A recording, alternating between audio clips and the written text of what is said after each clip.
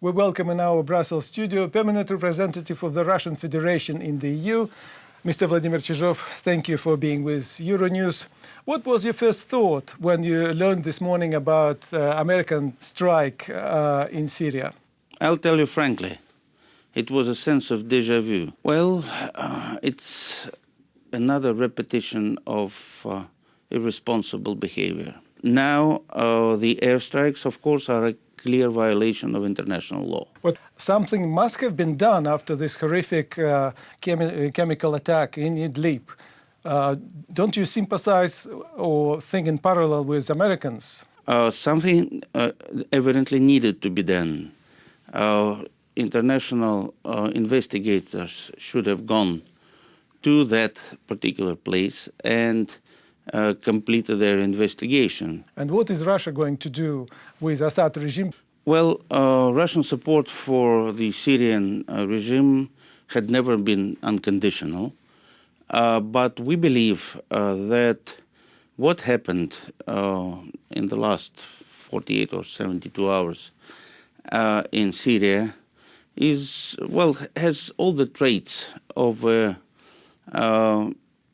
provocation, I would say, because it is evident, and certainly that can be confirmed by international monitors and investigators when they go there, that the responsibility for the chemical, very tragic incident lies with the so-called moderate rebels rather than with the Syrian government. What do you think about the reaction here in Brussels? It looks like EU and US are now being pushed closer together because they have a common aim now in Syria. Well, first of all, I think we all have the same aim in Syria, which is to bring peace to that war-torn country.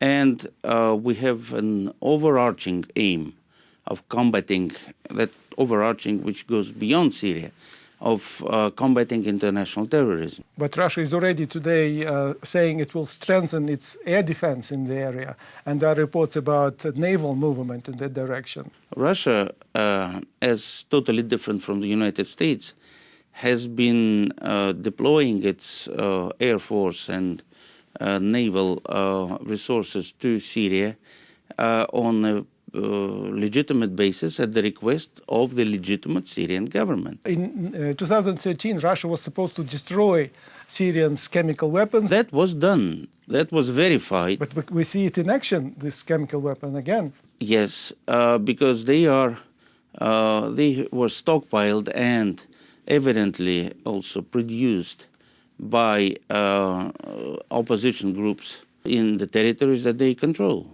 It's a very emotive subject, and President Trump was probably moved by pictures of, poisoned children, women. Do you understand this motive, and would Russia do the same if it had means? It is the duty of every leader to take decisions not based on personal emotions, but rather on hard facts.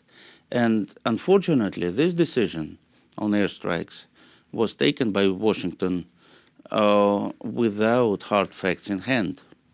Mr. Chizhov, Russian ambassador to the EU, thank you very much for the interview.